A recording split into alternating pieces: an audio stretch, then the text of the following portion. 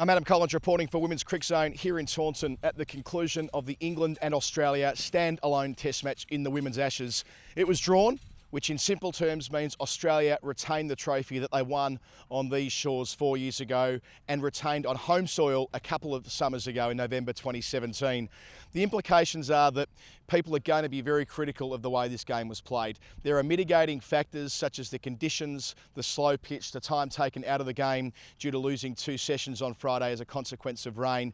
But the fact that England didn't push the game ahead in the last session yesterday against the old ball and Australia didn't declare this afternoon means that the scrutiny will ultimately fall there, given that players from both sides and administrators and coaches are certainly advocating for more multi-day women's cricket. It's not going to be completely fair, all of the criticism. It's not going to be all completely balanced, but it will be there, and understandably so.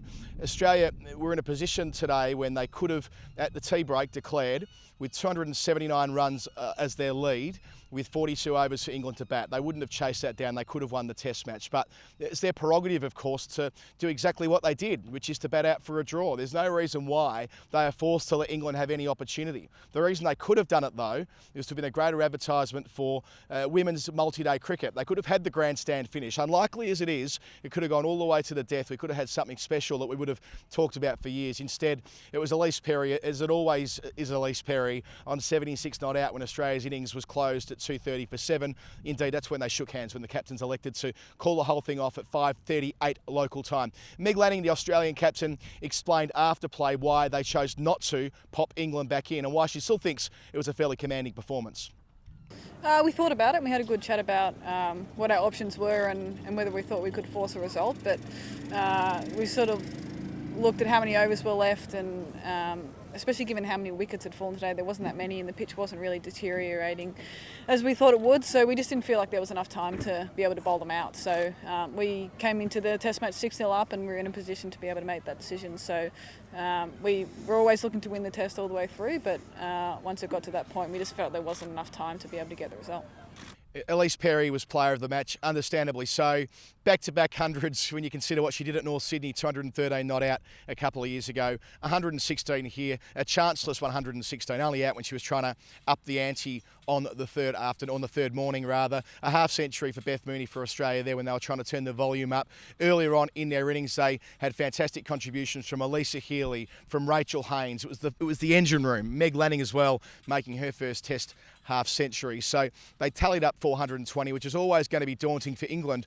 So the equation really became, how quickly can they get to 271? The follow-on mark, so 149 behind, which gave them a degree of control. They actually got there on the final morning. It didn't look like it the night before when they closed at 199 for 6, but they found a way, courtesy of Nat Siver, who made 88, 12 short of what would have been a maiden test 100 for her. She was outstanding. Mark Robinson wants credit to go to the England all-rounder for the sort of innings that she played, especially when she went up the gears this morning. She was wonderfully supported earlier on in the operation by Amy Jones, who also made a half century on debut. Some good hitting towards the end from Laura Marsh meant they got just over the hurdle, and Heather Knight pulled the trigger on their declaration, 145 runs behind, which did give them some opportunity, but they would have needed to have rolled through Australia today. They got 2 early wickets, Laura Marsh 2 in and over, Elisa Healy, then Rachel Haynes, who was opening the innings in the absence of Nicole Bolton, who injured her thumb in the field. But on 20, Perry was not given out leg before wicket. Had we had DRS, who knows? Perry could have been out. It could have been 46 for 3. The whole game could have changed. That was certainly Mark Robinson's argument, but talking after play, the England coach wanted to point out why they didn't put the foot down on that third afternoon and tried to give some broader perspective on what he saw to be a disappointing performance from his side, but one where they gave it as much as they could the whole way through. Pretty organic, really. We had about 10 minutes before the close, 15, me and Heather had a little bit of a chat, and the general consensus of the dressing room was your best chance of pushing the game on was going to be against the new ball. I think if you look at all the scoring rates in the game, they've dropped from about 40, 50 overs. You know, they've got 420, they've got about 2.9 and over for the whole innings, and it drops. And you know, you've got shut bowling with everybody in front of the bat. You've got the left arm spinner bowling over the wicket.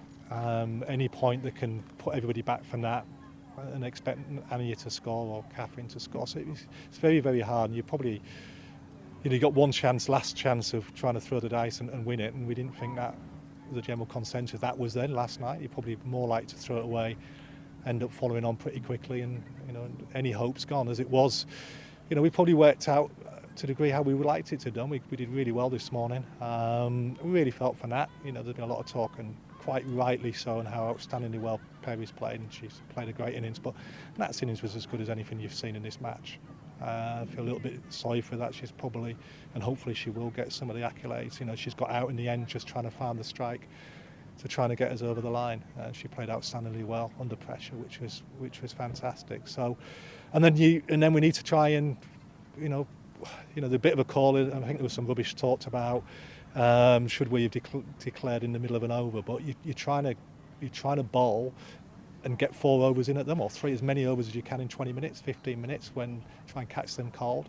So you make your call, then you're trying to get them 2 down. Then we get the couple of wickets after lunch, because you've got an outside chance into you're trying to do is bowl them out for 100, 120, something like that, and have a crazy chase in the last evening. But get a couple of wickets, but we need that Perry LBW to go our way, and it doesn't go out your way, and sort of the game drifts away a little bit.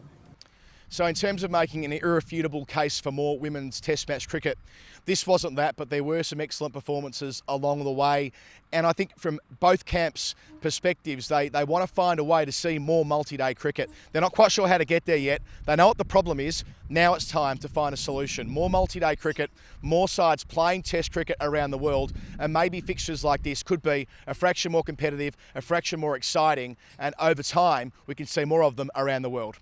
Adam Collins signing off from Taunton for Women's Cricket Zone. We'll talk to you again soon.